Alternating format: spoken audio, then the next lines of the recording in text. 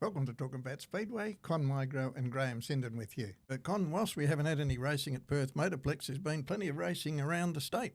Good to be with you, Graeme. Yes, there has been a lot of racing, intrastate and interstate, so that's been good to see. And we've got a very good guest coming later in our program today, and she'll talk about her little trip when she went south, east and west and all those other places. I'm looking forward to that. She's quite a character, so she should be a bit of fun to interview there, Con. Correct. Con, let's move down to Esperance. Here's Michael Holmes upside down on Friday night. A bit of an unusual thing for late models these days, isn't it? It is. Late models very rarely crash like that. He had a coming to two with the track surface, and I think the track surface won. He came off second best, but I believe the car wasn't badly damaged. And in fact, he continued to race on the weekend. But it was a very good show, and you got to congratulate the late model teams. It's about a 2,000 kilometre drive when you look at they had to go to Esperance, then to Kalgoorlie, back home on Sunday, and back to work on Monday. So it was a pretty tough ask, wasn't it? Yeah, indeed. And they really entertain the fans when they go to these regional tracks, Con, don't they? They do, and it's good for the town. I think the tourism dollar goes up, and when you look at the fuel, accommodation, food, and all the other things that go with the speedway, teams coming to a town like that, it means so much to the local business people. So Esperance Speedway, Friday night, Warren Oldfield, Bo Oldfield and Joe Chalmers. What a podium that is, Con. Yes, well, Warren Oldfield's having an absolute unbelievable season. He's had probably 4 or 5 A main wins, and he's been in the top 3 most of the time. Young Bo Oldfield, what a talent he is. We've been singing his praise for some time. And, of course, Joe Chalmers, former national champion. Joe's driving extremely well, and I believe that he's going to spend a bit more time in America in 2026. So he's certainly proving to be a wonderful speedway competitor.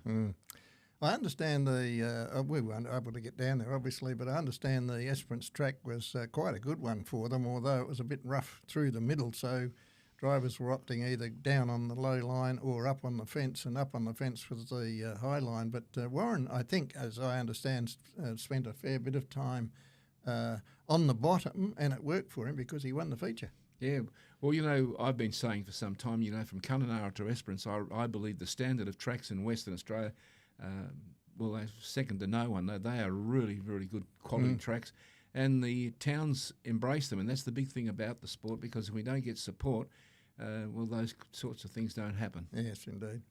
So, as you say, the boys went from Esperance up to Kalgoorlie. That's a lot of kilometres in a weekend, isn't it? Well, in another lifetime, I was a company rep for a large paint company, and my territory was Esperance, Kalgoorlie. So I've driven that 1,000,000 times, so I know how difficult it is.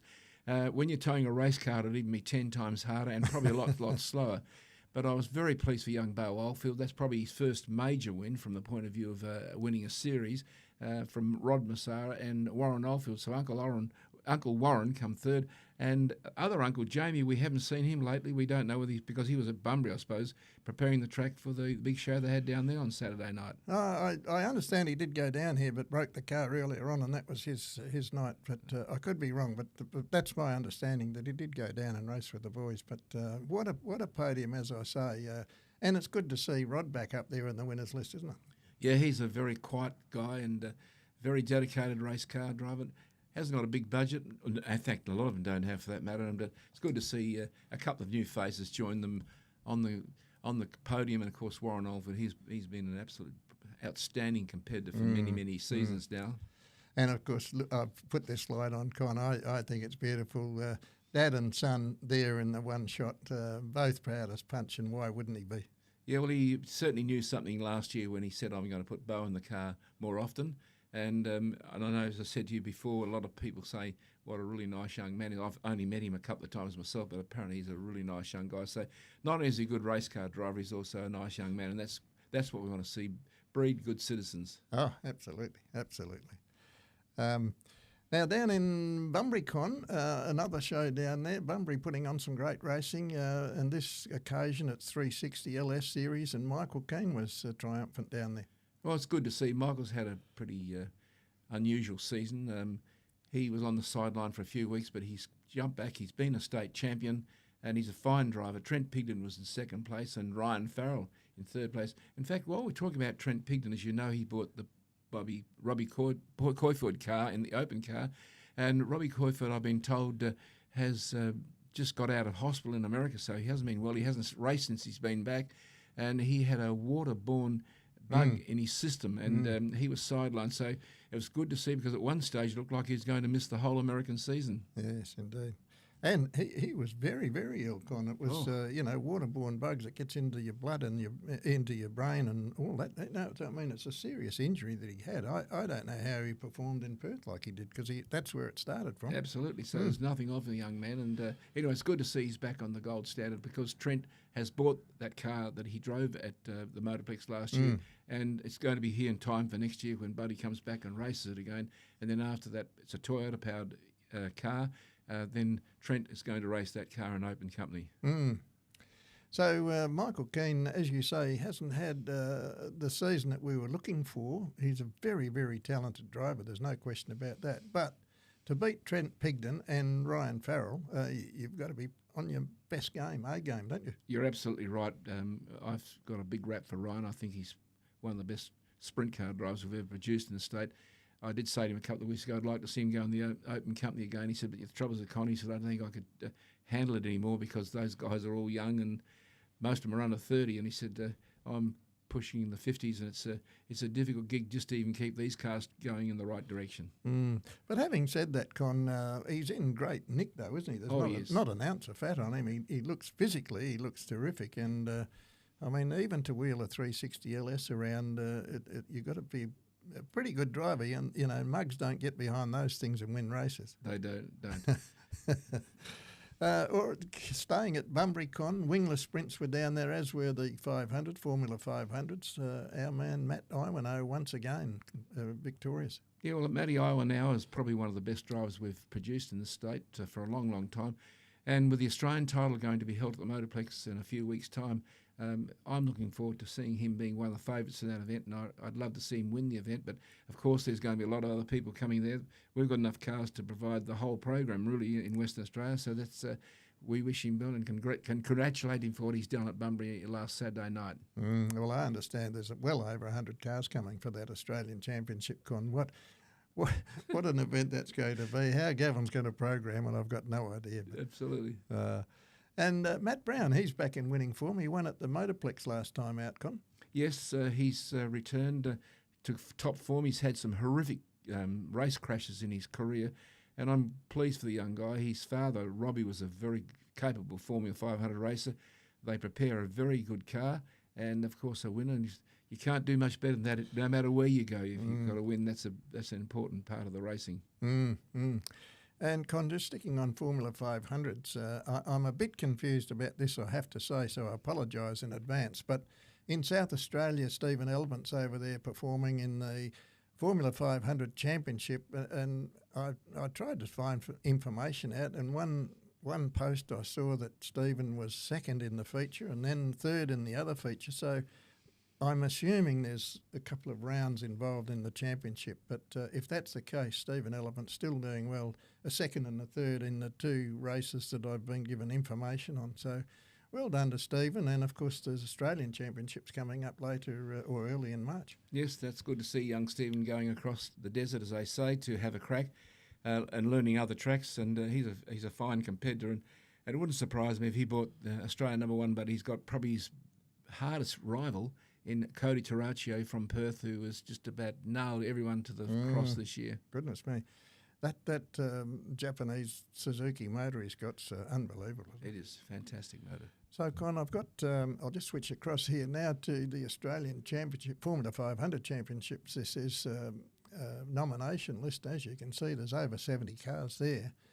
Huge field, and the nominations hadn't closed when I got this particular post. And whilst that's hard to see, I will just go on to here so that we can see these are West Australian nominations: Stephen Elbant, Cody Taraccio, Rod Jamieson, Reece Cumming, Glenn Carstairs, David Sinagra, Brendan Marshman and Logan Harris. Well, that's a good lineup from West Australia's point of view. 8 drivers going across to have a crack at it. Looking at that field, you could say that Taraccio would be the star of that particular field, and Stephen Elbant. Glenn Carstairs, is good to see him back racing again, because we all know he's a hell of a racer, and he can make it everyone's life. Brendan Marshman's the most improved driver, as with Reece Cumming, and David Sinagra. He blows hot and cold, but by gee, when he's hot, he is hot. He is, isn't he? And Logan Harris, he's been on the podium a couple of times this season, so it's good to see these guys going over and having a crack at it at least. It's all very well, having a go over here, but when you race in these big championships, it just gives you a leg up, doesn't it? You're racing against the best in Australia, and you learn a lot. You see what other guys are doing, so congratulations to these guys.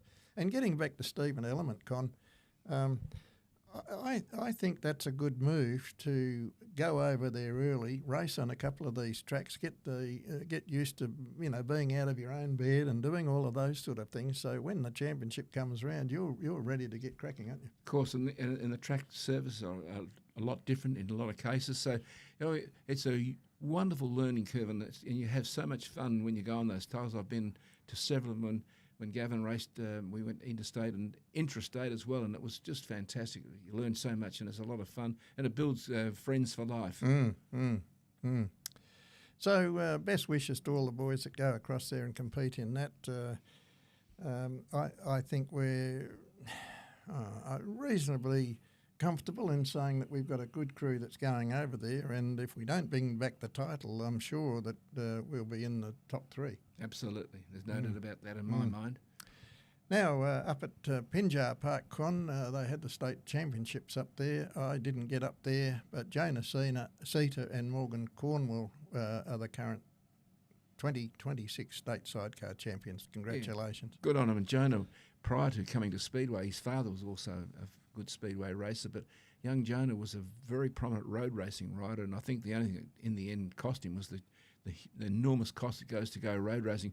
But a lot of people in the motorcycle world were tipping this guy could be easy anyone as good as on the national scene and maybe international scene, but it just didn't work out for him. But I'm glad he stayed in the sport, because to see him win a state title, I know his father's a great man, and this young man has got all the support from his dad, and that's wonderful. Well, Josh Wells and Corey Blackman were second, and Lee Burgess and Jamie Forrest third, so well done to them as well. I had a question asked of me, Con, over the weekend, and that was, has a junior won senior and junior as well? And then the next question was, has a sidecar rider won as a rider and then as a passenger? So I don't know the answers to those. We'll see if we can find out for you. But well, I certainly don't think there has been a junior that's gone on and won an open one, although in the solos there was with David Cheshire. But with the sidecars, I'm not sure. And of whether a passenger, there's been a few passengers become riders. We call them the Sultans of Slide, as you know. But I really couldn't answer that either, Graeme. No. Anyhow, well done to the boys. As I understand, Con, and you've got some more information on it, there was an accident up there, and one of the riders have got some injuries. But apart from that, a reasonable meeting, as I understand. Yes, well, I heard the ambulance took a couple of injured riders across, one rider with a broken leg and another rider with a broken shoulder. And I believe that now the club up there are going to have it go into recess now, and they're going to assess what they want to do into the future from 2026 and onwards. Well, Con, we'll go to a quick break, but before we do, just let's have a look at this. Abbey Pickering here, number 95, won a maiden feature race at the Perth Motorplex recently. She'll be our guest after the break, winning her maiden feature race. What a celebration it was, Con. The Wilson's beer flowing everywhere on top of the roof, and proudly looking at the feature race trophy board there. What a great competitor she is. Yeah, fantastic. So we'll go to a quick break, Con, and when we come back, we'll have Abbey Pickering as our special guest. Don't go away. At Maddington Toyota, we're all about great deals, value, quality and service. Head to our website for quality new, demo and pre-owned vehicles with videos so you can find your perfect car. We can organise the details by phone and email and deliver the car right to you. Check out the entire Toyota range, plus a huge selection of pre-owned vehicles, all backed by our real commitment to great service. Maddington Toyota, great deals and great service. Oh, what a feeling. Toyota. As we mentioned before the break, our special guest on Talking About Speedway today is Abbey Pickering. Abbey Pickering, of course, a late model racer who recently won a maiden feature race at the Perth Motorplex, and we welcome her onto the program now. Well, welcome to the program, Abbey, and thanks very much for your time, and congratulations on your maiden win recently. Thank you very much, and it's a pleasure to be here. It's a cool experience to be able to get this opportunity and have a chat with you guys. Good on to see you, Abbey, today. I mean, you've had a tough weekend. You've just raced in Esperance and Kalgoorlie, got 2 fourth places, which is a very good effort. And the win at the Motorplex a couple of weeks ago was probably the highlight of your season so far, isn't it? Yeah, it's definitely been a highlight of the season. It was a tough start to the season, but we're slowly figuring out the car, and we've changed the attitude a little bit, and now we're just making stuff work and hoping for the best, and it seems to be working in our favour, so we'll keep doing that. We loved your celebration at the end of the feature race the other week. You did the Alan Koecki wave, driving in the reverse to position area, I should say, and then you did your burn-ass. The crowd loved that. Yeah, I had no idea what I was doing. We were just winning around. Remember a few years ago, Holmesy told me I was drove the wrong way when I got my first prelim win at the Albany Easter weekend, but he told me I drove the wrong way, so I had to make sure I did it the right way this time. And then he also told me you have to do burnouts the backwards way, so I had to remember how to do that. And, yeah, it was good. It's all an unusual experience for you, but I'm sure there's going to be plenty more to come, so practice them, I reckon, because you're going to have a few more feature races in your career. Abbey, I just wanted to say you've had a torrid weekend at Esperance and then up at Kalgoorlie. Just give us a thumbnail of your results and what happened down there and up there. Well, Esperance was the first time we went to that track, so we didn't really have much of an idea as to what to expect, like other than what you see on Facebook and talking to a couple of different teams and stuff that race up there on a regular basis. And we had an average run throughout both of the heat races, just missed car setup, and then in the feature, I think we started out at 15th. We managed to work our way up to top 10 before 8 laps had gone by. And then we actually got involved in a bit of an incident, and one of the guys drove into my right rear tyre, and we kind of lost rear brakes from lap 8. And we just wound all the brakes all the way to the front and sent it with one front brake and hoped for the best. And we managed to come 4th, which was pretty cool. We were in 3rd for a little bit. But then when we came in from the pits, we pulled the wheel off to have a look to see what the go was with the brakes, and the wheel pretty much fell off its own. Wow. We ended up snapping an axle tube and bent an axle shaft. So the only thing holding the tyre on for 22 laps was the brake caliper and an axle shaft. So goodness me. Yeah. How are you accepted by the men drivers? Do they are they fair to you, or they race you cleanly, or do they gang up on you a bit? Nah. They treat me like one of the guys, so that's pretty cool. Yeah, if I race them clean, they'll race me clean, which is majority of them do. Like there's the odd one, but the odd one causes issues with everyone, so you kind of just shrug your shoulders and go, okay, that's how you are. So I think that's one of the things that I love about your racing. You don't give any quarters and you don't expect any. You're just another competitor out there. Yeah, 100%. Like at the end of the day, once we put a helmet on, it doesn't matter who you are. You're all there to race, and you're all there to try and put on a show and get out a good performance. Now, Abbey, away from Speedway, you were a fairly well-educated young girl. You went to the same school that Wade Oranger went to, so that was interesting to note. Apart from that, you are a heavy diesel mechanic. That's a pretty good job with Komatsu. Yeah. So I've worked for Komatsu pretty much since I left school. I did my apprenticeship with them. We worked in Perth, doing probably about 3 years of my apprenticeship, and then I went up north and worked on a mine site for a couple of years, went to Kalgoorlie where when I wasn't working, I was helping Damien Hudson out, who's another competitor. Like we'd go up there for work, work 12-hour shift, and then go annoy him and work on his race car for a couple of hours after work. And then I'd come home, and I think I'd get half an hour sleep on the plane on the way home. I'd come home, get changed, and then I'd go work on Holmesy's car for a week straight, and then fly back to site and do it all again.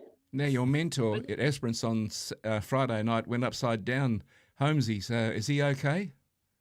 Yep, he's good. He actually had less damage to his car after being upside down than I did after a heat race. So he was good. He wasn't going to race Cal, and I gave him a little bit of shit because he wouldn't accept that from me. So he managed to get the car ready and all set and ready to race Kalgoorlie, and he did pretty good in Kalgoorlie from memory.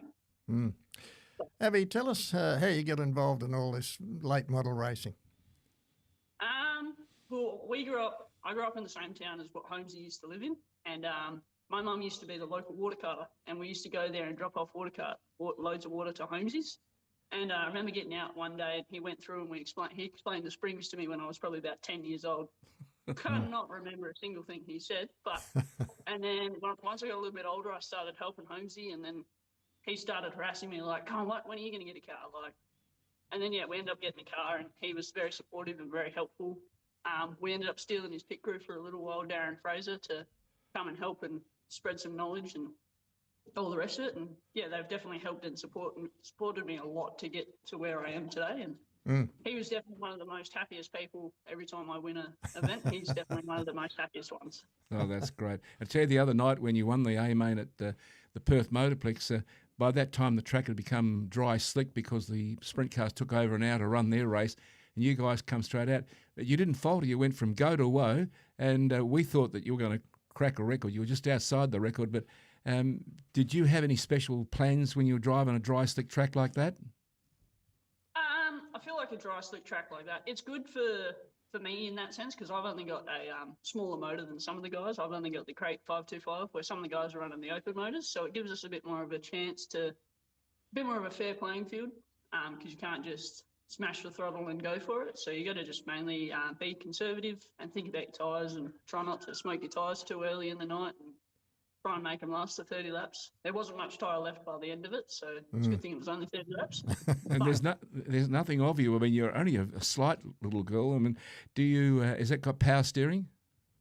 Yeah. So I have driven it without power steering once. It snapped a hose when we went up to Kalgoorlie a couple of years ago. And driving it with no power steering is definitely an experience. But yeah. Now, Abbey, what do you prefer most, a dry slick track or a rubber down elbows up type track? To be honest, I'd prefer a juiced up stomp the throttle track, but my car doesn't have the horsepower to do that. So probably a dry slick track probably starts to take rubber, like just in between the two. But it's faster, but it's still got the grip, and it's a little bit slower to keep, so the car can keep up with the big guys. And the presentation of your car, I love that, the number 95. I'm quite critical sometimes when people have poor numbers on their race cars, which makes it difficult for people to see. And after all, that's what you're doing. You're in the motortainment business, and the fans want to know your number, don't they? Yeah, 100%. Our sticker guy, Turbo Science, he does an awesome job at designing the stickers. I pretty much just send him the logos and go, yep, these are the colours we want. Go for your life. And he always manages to spit out an awesome design, and he keeps us well stocked with stickers. So he does an awesome job. We'd be lost without him, that's for sure. Is there any prominence in the 95? It's not very far away from Michael Holmes' number, so is that something significant there? It was originally my go-kart number as well, which I had. So I've been number 95 since I was 7, which originally I wanted to be, I think it was number 43, but Dad ended up making it number 95 because when I was 7, I was obsessed with the movie Cars. Yeah. And Lightning McQueen's number 95, and that's where we've got to. So it's just stuck, and that's it. Yeah, terrific stuff. And did you have a feeling that you were going to win that event the other night? Because you were in second place there for a little while, and you stole it, and you kept on going on with it. Did you feel like you were in total control all the time? It was I didn't think I was going to win it. We probably got to about lap 15, and I was like, we've got a possibility to get our first podium. Because at that point, Luke had already pulled away, and he wasn't. I could still see him, but I knew I thought the gap was going to be too big to try and close in that short period of time. But somehow we managed to. I guess he just overcooked his tyres a little bit, and when we got right behind him, I was like, I had a little a panic attack. I guess you said okay. Right, we can make this work. And then it was just a case of every lap going, don't stuff up, don't stuff up, don't stuff up. And Now, the young Bo Oldfield on the weekend, he won Esperance and Kalgoorlie overall, the points. He's a hell of a young racer. How do you get on with him? Yeah, Bo's good. It's great to see another young person coming through the field. And he's younger than me, obviously, but it's good that it's his first year too, so everyone's happy with him. He's done a killer job. It's cool to see another one get another first podium. Me and Bo, we haven't really had many races together, but when we do, I feel like we have good clean races together, and it's it's good to race with another young person. Yeah, that's fantastic. And Abbey, we'll have to close the show shortly, but just coming up on the 6th and 7th of March, and then you've got 5 nights of racing in 9 days, a big program. We've got Jason Sutton on the program here next week. Are you looking forward to the Late Model National show at the Perth Motorplex? Yeah, I am. It'll be. It's always a big event, that one, and they've just made it even bigger with what they've gotten plans for it. So it'll be cool to see, and hopefully everything goes well, and we'll see what happens. Like it's like I go into each meeting. It's the same as every other meeting, but in my head. But it's another big meeting, and it'd be cool to be able to win that one if we get that opportunity. That's great. Fantastic. Well, Abbey, thanks very much for your time today. We know it's been a busy time. You've been at Kalgoorlie and Esperance and then back here to Perth. You've got to get off to work. So thanks for your time. We really appreciate it, and good luck for the Nationals coming up. No worries. Thank you very much. At Maddington Toyota, we're all about great deals, value, quality and service. Head to our website for quality new, demo and pre-owned vehicles with videos so you can find your perfect car. We can organise the details by phone and email and deliver the car right to you. Check out the entire Toyota range, plus a huge selection of pre-owned vehicles, all backed by our real commitment to great service. Maddington Toyota, great deals and great service. Oh, what a feeling. Toyota.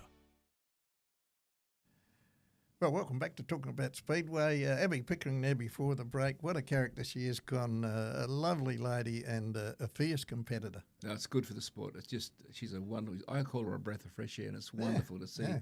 And she looks like she's absolutely having a ball. Well, I mean, she's been there or thereabouts lots of times, mid-pack and towards the front end. But to break through and get that first win, doesn't that do your confidence a huge, or give you a huge list? And from there on, and a lot of competitors keep on winning. Well, that's right. In fact, it's her second win, because she did have a win at Albany a couple of years ago. So the young kid, only at 23, and she's already racked up a couple of good victories, and that's great for the sport. Con, I just wanted to bring this in because, as you are aware, Assured Learning Australia are one of our longest-serving sponsors and supporters here.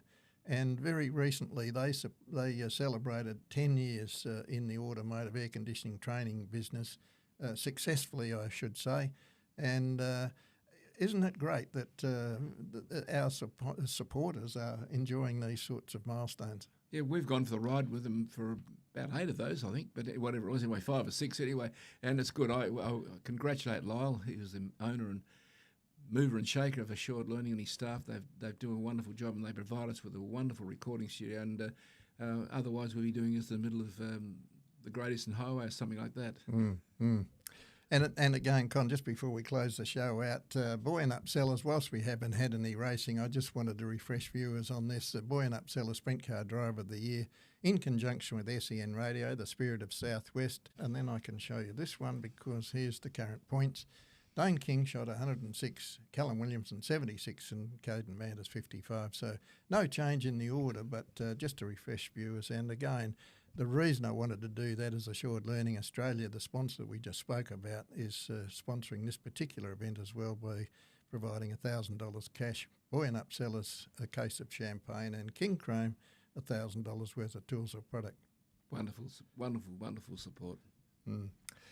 So, Con, nice to have Abbey on the show as usual, but let's just quickly finish off with saying don't forget to tune in to Sports Radio 91.3 Sport FM. Let's Talk Speedway Wednesday afternoon at 1 o'clock, and then SEN Radio, the Spirit of the Southwest, Friday afternoons at 2 p.m. So that's the Spirit of Speedway, and we thank both of those radio stations for putting Speedway on the air so that Speedway fans, if they're not able to grab some video equipment, at least they can listen while they're working. Yes, we bring the top news and views on the world of Speedway, and something that we're proud of, and we thank those two outlets for allowing us to be part of their lineup each week. And now, Con, you've organised for Jason Sutton to come in next week to talk about the big late model show, 5 nights of racing in 9 days. How exciting will that be? We've had the sprint cars recently doing the same thing with the Barbagallo, the midweek mayhem, and then the Cricky Boys shootout. So we'll have late models doing similar things. Yeah, well, young Jason's going to be a very busy boy next weekend because he's going to Geraldton for the sprint cars for his employer in Maddington Toyotas. Then he's going to come back and speak to us on Monday morning when we pre-record the show. So he's going to be a very busy boy, and we're looking forward to it because he is a fountain of knowledge. Oh, absolutely. And, of course, he can also give us a bit of an update on what's been happening in the world of late models, because they've been all around the place racing in their Pro Dirt series. So we haven't seen a lot of them in the back half of the Perth Motorplex season, but when they come out and perform, they really do perform and entertain the crowd, don't they? A great division, and one that's gaining in strength every season. Yes, indeed. Well, Con, that just about wraps up our show. We'll do it all again this time next week. Sure we won't. Good to be with you once again. And all the competitors going to Geraldton on the weekend, we wish them all the very best. Absolutely. Thanks for your company, and as I said, we'll do it all again next week and report, in fact, on the Geraldton meeting up there for the Maddington Toyota Sprint Car Series. Bye for now.